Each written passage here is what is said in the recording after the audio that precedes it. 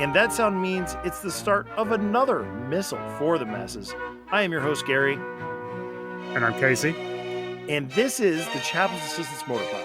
This is the podcast that's centered around the vehicles, playsets, and even trailers of the G.I. Joe, a real American hero toy line from 1982 to the present day. We also talk G.I. Joe and connected comics, and sometimes figures and other military and adventure toy lines.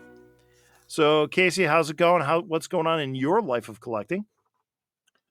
Everything's going really well. Since we've been recording more and more together, some of your habits are rubbing off on me. I got a Target, the first one, and I got to say, I like it. I think it's a really cool figure. It'll only grow on you. Yes. And another, I feel like I'm going back to the basics because since we started doing this together, which I'm very thankful for, by the way. I love doing this. You're welcome. My love for the G.I. Joe O-rings has come back in full force. So I'm out there actively hunting stuff I don't have, and I'm loving it. It's like I'm refining it again. So thank you. You're welcome. That is an unintended consequence of doing this, I guess. Yeah, because I'm really happy. And that it's nothing, we record, and every time we record, I'm looking at my Delta 17 guys. Yes. So they're here on my workbench with me, partly because I haven't found a place to put them yet. But to go into what I'm doing, I have a week off from work. Nice. And this next week, I'm going to be spending a lot more time down here in my basement where I record, cleaning it. So my wife has given me a honey-do list, and in big bold letters, highlighted, underlined, and with little squiggly lines around it, is clean and organize the basement. So curating the collection is something we can call it. There you go. Sounds better anyway. But to get started, to slowly segue into the new, into the topic for the episode, I'm also going to go see that new comic book movie out in theaters. I've not seen the second Deadpool yet. The second isn't bad. The first one was really good. The second one was a good, solid follow-up. I'd put it up there as, above average. But, the hype for the third one, and to see Hugh Jackman as Wolverine again, after his amazing performance in Logan, really, that's what's really got me most excited for going to the movies. That's good. Yeah, let me know what you think, because I probably won't see it until later. Until it hits streaming? Probably. Yeah, nothing wrong with that. I'm probably going to hit a matinee. And that's a great segue, because we were talking, and what is the topic for tonight? The Wolverine. Yeah, so tell me a little bit about your history with the Wolverine. I got it as a child. I want to say, was it an 83 toy? Correct. It was an 83, right? Okay. Yeah, so I got it as a child and instantly became one of my favorite tanks, Joe vehicles. I loved how the missiles have you can swivel the back and shoot any way you want. It was just, to me, I don't know, it's probably not as convenient for cover girl in the front with no cover, having missiles shot over her head, but it looks cool. Well, maybe the singed hair look, that was kind of sort of in the 80s before all the hairspray. It could have been. Hairspray might prove a problem. I love this tank. Well, then I'm glad we discussed and chose it. And completely not trying to be topical with what's going on in the times. So, dear listener, we're talking about the armored missile vehicle, the Wolverine from 1983. And you want to dive in right now, Casey? Sure. All right. We'll look at the typical order. If you haven't listened to the podcast before, is we talk about the box. If it comes with a driver, we talk about the driver. And then we get into the nitty gritty of the blueprints and the vehicle toy itself. And Casey has childhood experience with this. So hopefully we can draw from that and learn how cool or not cool or things to watch out for, and we'll go through it together. And so, getting to the box,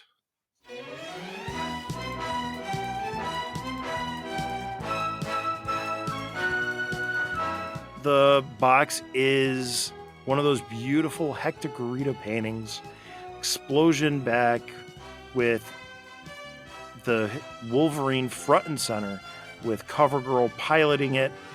She's manning a joystick with her right hand as the Wolverine goes stage left, and it's firing off the first of its 12 missiles. And the box says armored missile vehicle Wolverine with 12 removable missiles you can elevate and swivel, does not shoot. Includes G.I. Joe figure, CoverGirl with swivel arm battle grip, ages 5 and up, some assembly required, no tools necessary.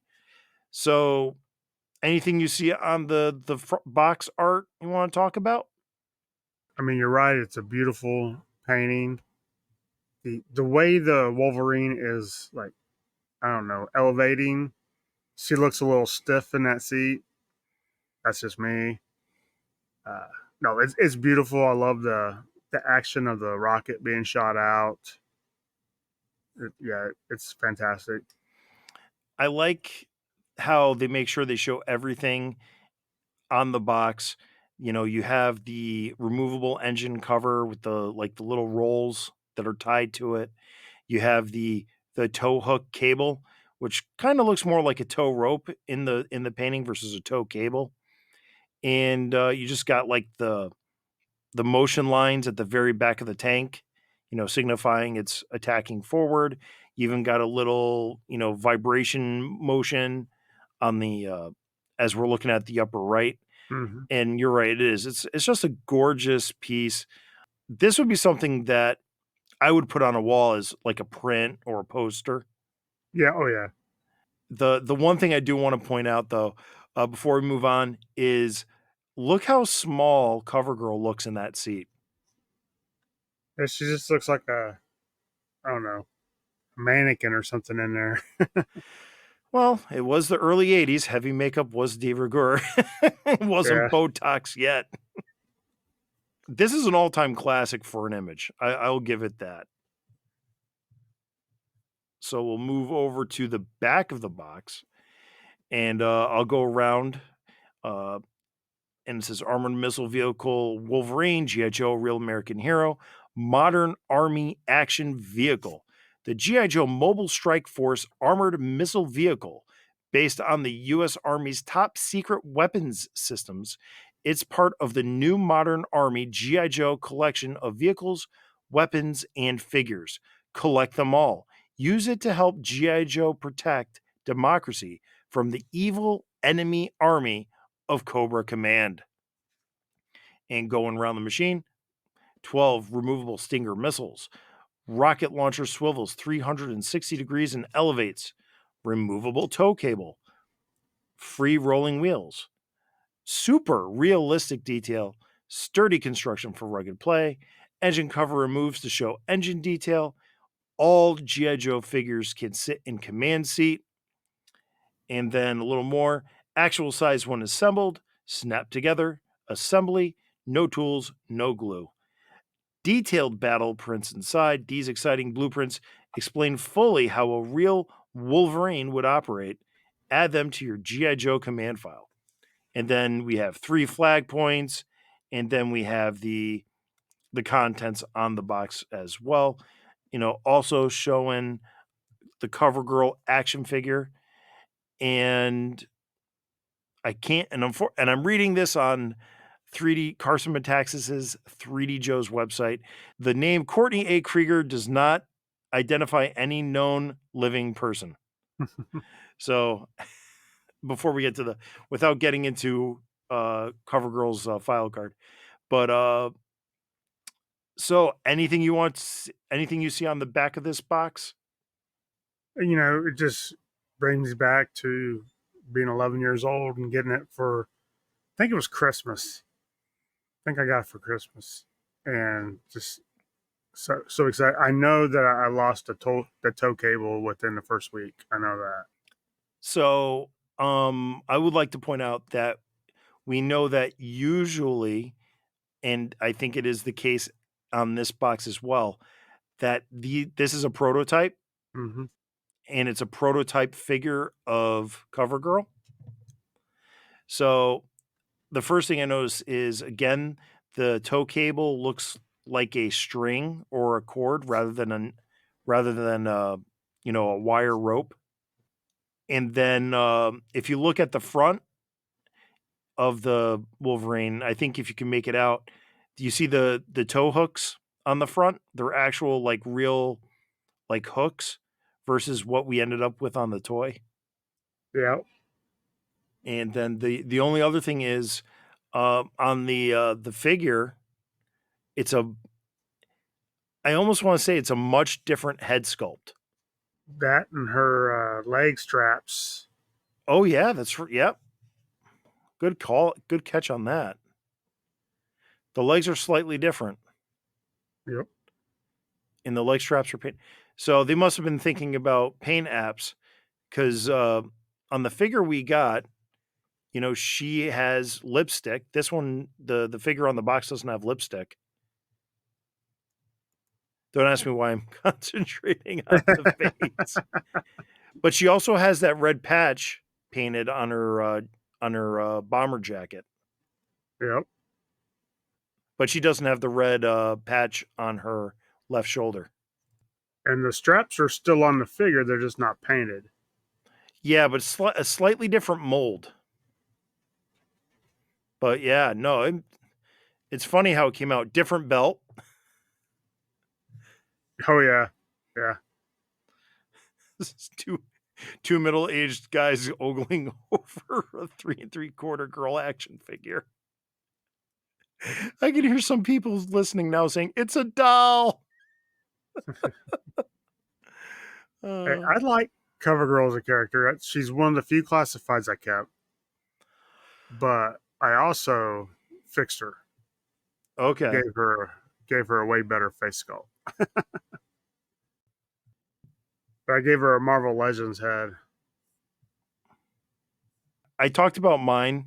She had the arm issue, Uh huh. and I got one arm to be basically fixed with a little heat. The other arm didn't really fix its well, and unfortunately, she was one of the figures I didn't. Well, right now I'm pretty much out of all my 6-inch right now. Well, what I still have is on the chopping block. It's other than my signed Sergeant Slaughter from Joe Fest last year. Right. I think I kept 10 or less and sold everything else. But all right, back to the topic at hand. Well, with all this looking at the cover girl, maybe it's time to talk about her file card. Okay. Reading the file card: Wolverine driver, codename Covergirl, file name Krieger Courtney A, primary military specialty armor, secondary military specialty AFV mechanics, birthplace Peoria, Illinois, grade E4 specialist. Covergirl was a high fashion model in Chicago and New York prior to enlistment. Grew disillusioned with modeling and enlisted to put new direction, in quotes, in her life. Attended armor school at Fort Knox and related tech schools, proficient in diesel mechanics, gas turbine technology, qualified expert, law rocket, Dragon AT missile, anti tank, M16, and M1911A auto pistol. Covergirl finds that she must work against her beauty to prove herself. She's compelled to learn and master decidedly unfeminine disciplines. Her self assurance and stunning good looks reduce most men to stuttering fools. Yeah, I guess she's supposed to be really, really pretty, but I'd never thought that with the figure. I don't know why. I think the limitations of the first 2 years of G.I. Joe figures is what, really hampers, Scarlet and Covergirl, It didn't hurt Baroness. because Baroness had the rubber hair. Yep. They had a much more feminine face sculpt. Like, a lot of people criticize Scarlet for the almost, man face. It's very similar to that of like Short Fuse in the original 13. And CoverGirl's credit, they did something new with a little hair. She has higher cheekbones. She does look more womanly. Hmm. And I don't know if you saw the Toys That Made Us, but Ron Rudat was like kind of cheeky when he was like, I unzipped her Yeah. her shirt, down here, and it's I wouldn't say it's immodest, but it's definitely low cut for a child's toy that doesn't make it, upsetting. So it definitely conveyed the character, but like you said, she also looks almost like, at least in the one I'm holding now, and even my other one, it almost looks like she has bags under her eyes too. There's a little crease, especially underneath her right eye. And I think that wasn't intentional. That was probably just from the mold. But, she looks a little older. She doesn't look like a high fashion, late 20, early 30 something woman. She looks like, she looks like she's in her mid to late 40s. Yeah, but she got that mechanic look to her now, so which works for her job description. She gave up the high fashion. Yes. So maybe that's why the character works. Well, I mean, she didn't completely give it up. She's still putting on lipstick. And and I remember when she's introduced in the comic book, issue 16, she it's made mention that she knows she's pretty too. She throws shade at Scarlet. Yeah, I remember that. I can't remember the exact words, but you know, she's like, give the guy something else to look at. So, she's supposed to be. Um, I don't know. She doesn't have another version in the vintage line, but she was available in another O-ring form as part of during the Big Shoulder era. She Okay. was with Spirit Iron Knife and Hannibal, one of the younger clones of Serpentor, in a comic 3-pack. I picked that up a long time ago for what people today would call pennies, and Right. I got the 3-pack just for her because she looks decidedly better. But I mean, as a side note, that was a good story with Hannibal and all the his little brothers.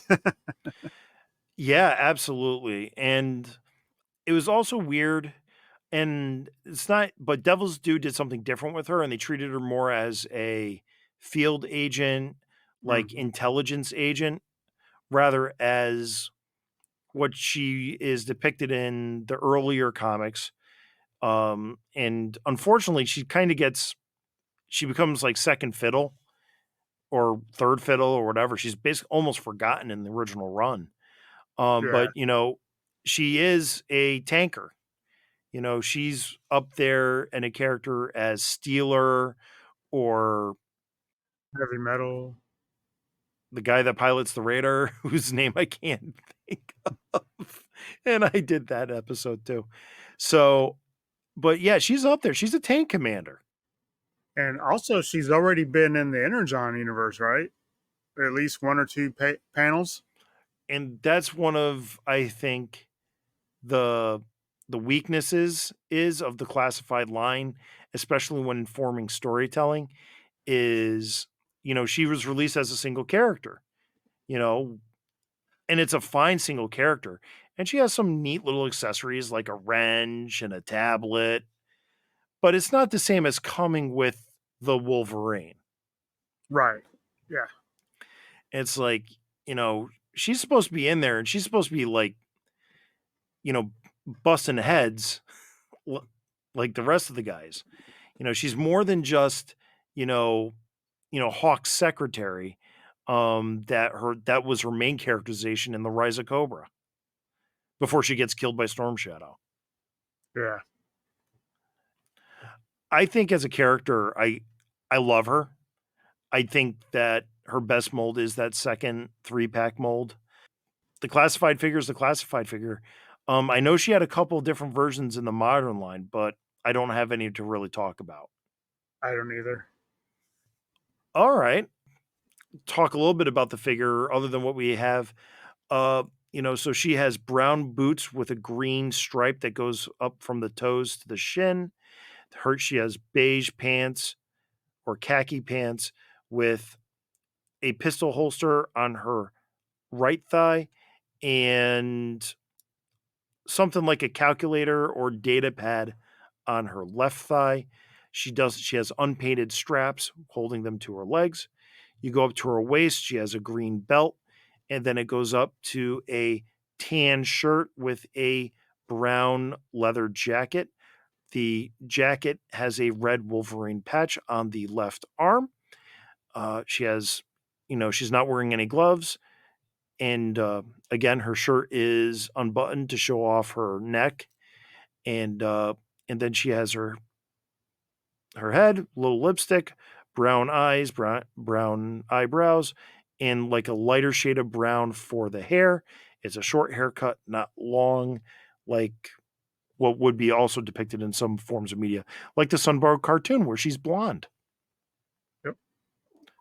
And is this also a place where maybe we should plug Super 7 and the blonde O-ring cover girl that they're going to be coming out with probably at this point late fall, Christmas time? Yeah, I think it's going to be awesome. I'll get it. Yeah, I'm gonna buy 2. Yeah. So, all right. Anything else? You think we got CoverGirl covered? I think CoverGirl is covered.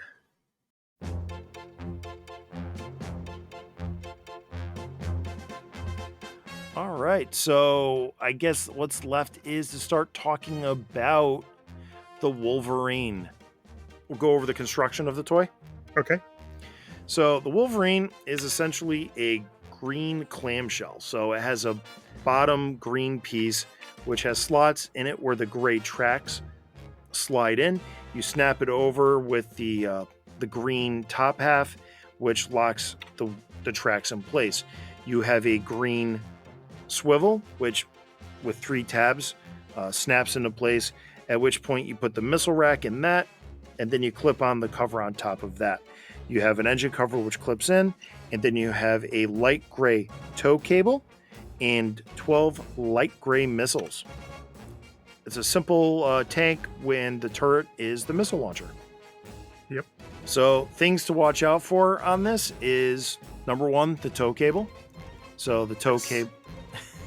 Casey's still looking for his tow cable, even after all of these years. I have one with an unbroken tow cable.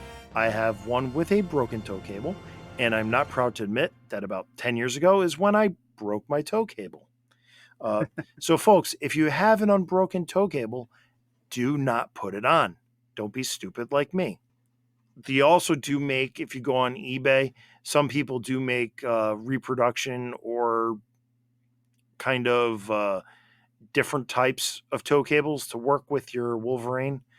None of them look the same, and I have never seen a 3D printed one so I can't talk to about how bendable they get, like the original plastic mold. The other thing is, if you ever have to disassemble one of these, I have found that the tracks sometimes had like broken pegs, which held them against the body. So I was fixing one, and I popped off the turret base, and there's these three pegs that hold it in place in like a little small triangle. And when I went to put it in again, I didn't heat it up. I didn't lube it up. I like to use some like dish soap, and one of the pegs broke upon reinstallation. So Mm. I ended up using a little bit of Loctite Super Bonder. Just I'm talking like a drip. I placed it and I glued it back in place after it was placed in the turret, so it'll never come apart again. But it's there. Uh, the other thing too is sometimes the missiles obviously are commonly lost, but they're cheap enough on the secondary market. It's not a big deal. Same thing with the engine cover; it could be lost, but it's not a big deal. Um, the real value in the Wolverine is the tow cable, and also just thinking of it now is the tow hooks can be broken as well. So you know the rears are on a little plastic piece that clip in, but the fronts are integral to the top shell. So things to think about uh, when you buy a Wolverine. Like a lot of GI Joe vehicles, the better condition you find, uh, the lot less work you have in fixing and restoring. Right. Now, I've noticed because I have two Wolverines because I'm doing something with the second one I bought is if you don't have the tow cable when you buy them, they're only like $15. And that is a good deal for a toy with as much play value as you get out of a Wolverine, I think. Or maybe I just got lucky and found them both around $15 a piece. I think that's still a very fair price today. With when you don't have a tow rope and you don't have a cover girl. Yeah. So, I mean, they're out there, but, and you can edit this out if you want to, but my second one, to me, even as a kid, I don't know if it's because I seen all those like Russian parades with all their tanks. They always seem like a Russian tank to me. So I'm going to paint it up for my retrograde Delta 17 figure. Oh, that'd be really cool. Yeah, that's why I bought the second. The Wolverine actually was based on an American tank. It is believed to be based on from Joepedia, the M50 Ontos, Hmm. officially the rifle multiple 106 millimeters self-propelled. It was an American light armored tracked anti-tank vehicle developed in the 1950s. So I'm going to somewhat disagree with Joepedia. I'm on Wikipedia right now looking at the M50 Ontos, as you are too, Casey. But to me, that looks much more like Sergeant Slaughter's Equalizer. That's what I was thinking. Yeah, or even the Armadillo one. I think there's inspiration, but it's not directly based on that. Yeah, and I could be mistaken. I just remember as a kid watching all those, all their parades had nothing but military vehicles, and I just always thought that I would see tanks like this over there. Yeah, no, absolutely. It's more in line with what we would eventually have in the United States. Yeah, the HIMARS. So I think the Wolverine in its function would eventually become what we in the United States have called the HIMARS, which is a mobile precision missile system. But and it works the same way. The missiles are loaded in the rear, the driver's in the front, but it's a much different concept than what the Wolverine is. Yeah, that's like a truck, but A very cool truck. Yeah. Okay, so we're going to take a look at the blueprints. We got 20 points to talk about on this little tank. And we'll just roll through them as we see fit. Number one is the maintenance access panel, which points to essentially the top of the missile system and on the pivot. Okay. On the toy, there's like a little panel surrounded by like a dozen or so bolts. So okay, they pointed out they pointed out a thing on the mold. You go to number two, which is the modular missile racks. I think it's neat that they call them modular, because in today's terminology, that would mean that these would be able to come off and be replaced with something else. Yes. So the only thing I could think of is in 1989 when they reused the Wolverine mold, most of it for the Slaughter's Marauders Lynx. So they basically took the turret from a Mauler tank and they put it on the Wolverine. I could do an episode just about that. I had a Lynx when I was a kid. I did not Oh have a yeah. Wolverine, but I had a Lynx. We'll go to number three, which is the main battle turret.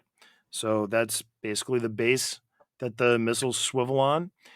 You go to the four, the armor plated superstructure, which is essentially pointing at the top plate of green plastic that, Okay. closes the clamshell. So we get to number five, the rescue cable cleats. So that is for the tow cable to latch onto, the little T hooks on the front and also the rear of the Wolverine. You have number six, the drive bogies, which is the front bogey and rear bogey on the Wolverine. So it's kind of like this thing's four-wheel drive. On the other, I remember when I did the Mauler all those years ago, that they only pointed to one bogey as the drive, and that was the rear one because that was actually the one connected to the electric motor. Gotcha. So, but for this one, they're pointing to both. So it's like, uh, that's to me, that's kind of interesting because if both bogies are drive, then the tank treads wouldn't lay the way they're laying. You'd almost need idler bogies on top of the tread. Then we go to number seven, which is the idler bogies, which are the four in between the two drive bogies. Okay. We get to the eight, the walkway, and that's basically where CoverGirl struts her stuff to get into the cockpit, which is number nine, the command seat cockpit. Nice. And the cockpit's kind of plain. It has some texture to be like a vinyl seat, which or that military cloth. The other thing too about the cockpit, so in the painting, she's shown with a joystick in her hand, but on the toy, the Right. joystick doesn't exist. So, and this being a tank, it should have like two joysticks, one on each side.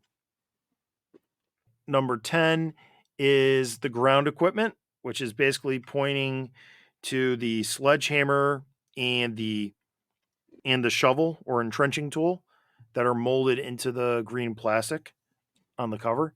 See, that would be something that if they did this in classified size, Could come off. which they really should, because I think the Wolverine would be something on par with like the Vamp and the Stinger. Mm-hmm. You could have one for a brand new $100, but then you'd be able to have that removable shovel and that removable, sledgehammer.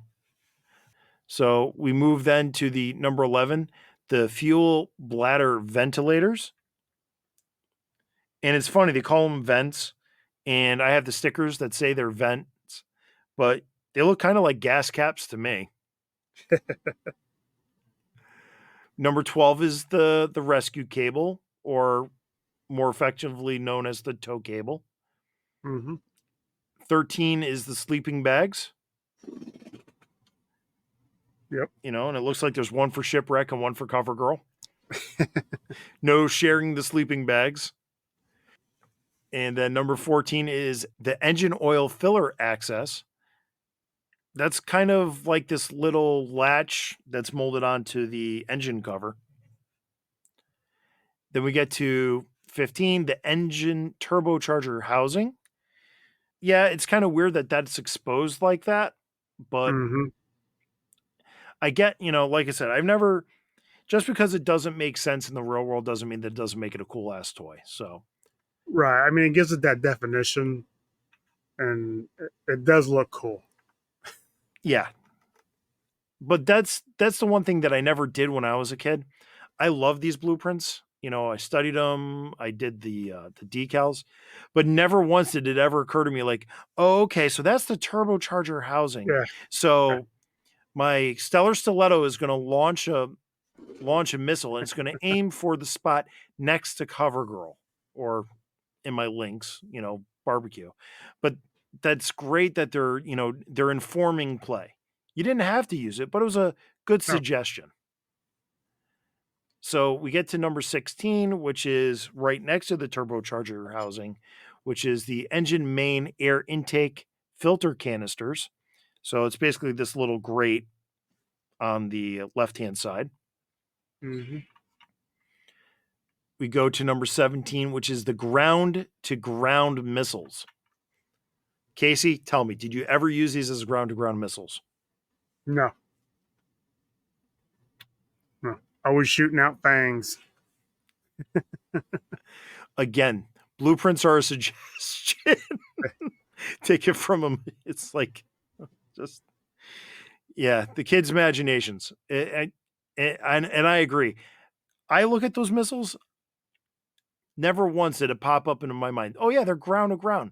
So these are designed for taking out HISS tanks, not Right. Fang helicopters.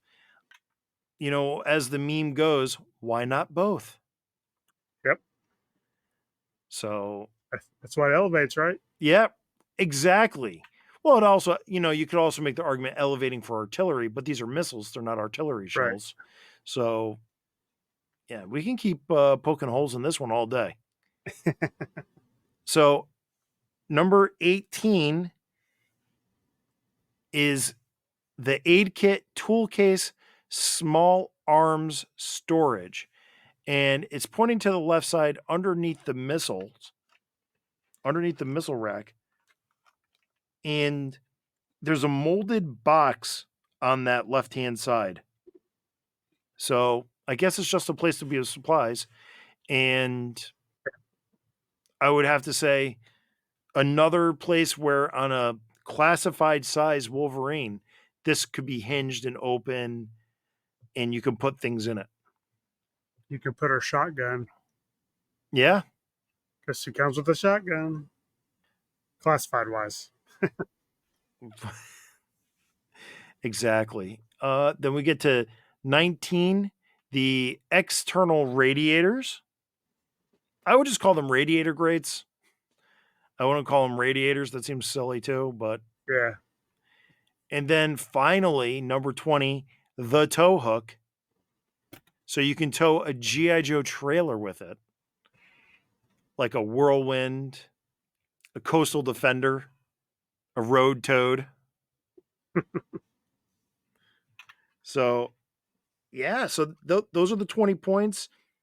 Anything you would like to add, Casey, on that?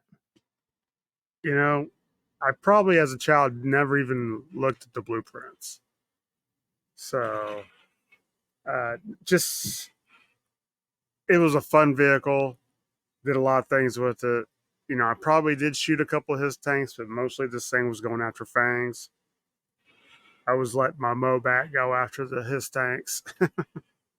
So you had a lot of yeah, because you were doing this before me. You're a few years older than me, Yes, so yeah, you got all that good stuff. I felt like because I was 10 when GI Joe came out, so I think I was the perfect age for the line. And like I said, at 10, I just started what I couldn't afford to get.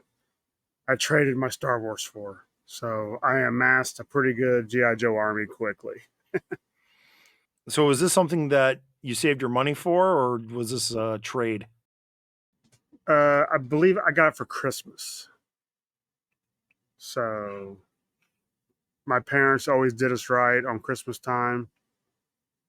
They would even try to fool us with, like when you're a kid, you get a box, it looks like it's going to be a sweater. You open it up, and it's full of GI Joes. Oh, that's awesome. So yeah, uh, they were the best. So Good times, man. Good times. oh yeah, yeah. That instant disappointment. Oh, a sweater, and you open it up, and it's just full of like the '83 swivel arms. That's damn. Yeah. Now your wife can make it look like you're getting tie in a socks, and she can Yeah. put classified figures in it or Delta 17. There you go. Yeah, it's gonna have to be a really deep cut or a figure I really want for me to buy a classified because I just don't I don't do them anymore. But I Yeah. will if it's something I really want. I think the only thing I know we're tangenting right now. That's- It's probably going to be Cobra Law for me. yeah, I do want one of the Nemesis Immortals. Is that what it is Yep. now? Yeah, I Nemesis do want Immortal. one of those. Did you see that Skybound released the latest Void Rivals cover, which is like I think I want to say this like 12 or 13. And did you see who was on the cover of it? I've not seen it. Do you want me to tell you? Or Sure. you want me to, okay. Spoiler alert. It's Pythona. Nice. So I've already decided that that's one of those days I go to the comic shop and I make sure I get all the variants Yeah. because that's she's never been on a cover as far as I know. Yeah. So I mean, Inner Johnson's making me like Cobra Law. I didn't think anything ever would.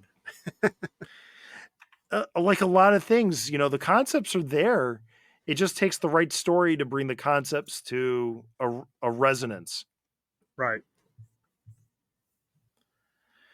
So yeah, the only other things I wanted to quickly talk about on the toy itself was when you remove the engine cover, you do get some nice detail of like a diesel something motor with a lot of detail and cylinders and like a drum. And it's just some things for, let's say, CoverGirl to work on if you get her some Mm-hmm. 118 tools. And then the other thing that was kind of surprising on the blueprint is on the shots, the blueprints show clearly the the little rolling dumbbell wheels. Well, they're not really dumbbells, just like those singular wheels. You clearly see them on the view Yeah. of the so, but it didn't talk about them, which I appreciate because it's like we know they're there. It's a toy, so we're just Mm-hmm. going to suspend our disbelief. We know you're going to be playing with this on mom and dad's the 1980s linoleum floor. So Linoleum. That's right. so we don't want to scratch the linoleum, heaven forbid. Yep. So we got to put these wheels on to make it roll over nice. So we've talked about the construction. We've talked about things to watch out for. We've strolled down memory lane with Casey, blowing up fangs. Uh, I mean, I want to rate this toy, but is there anything else that you want to talk about on this? The last thing I'll say on it is seriously had a lot of fun playing with the Wolverine as a child. It was a great tank. I liked it more than a Mobat, honestly. I think we're ready to rate this vehicle, and it just feels weird because the missiles don't have a nickname, a fun nickname for them.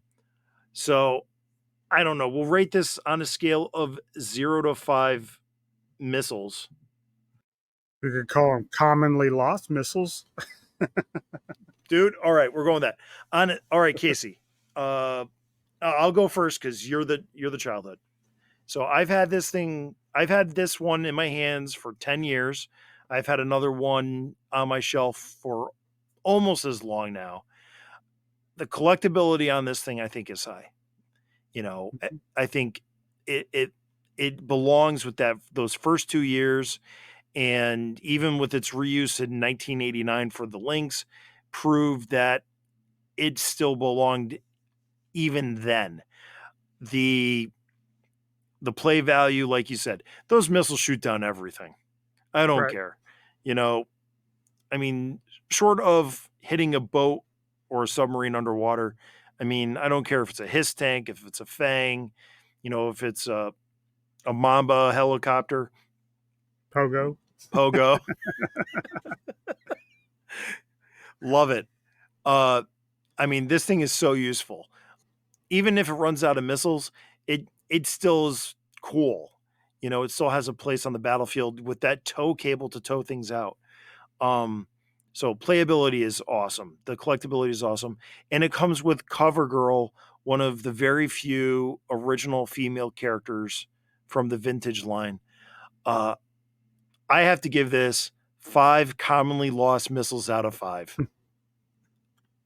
And I'm right there with you at 5 because honestly, as soon as we decide we're doing this, my nostalgia radar just said boom. All those memories start flashing back, playing in the front yard. Yeah, He's I playing love with it. it now, folks. Well, I said I had to start playing with my toys more. I do that now. It is awesome.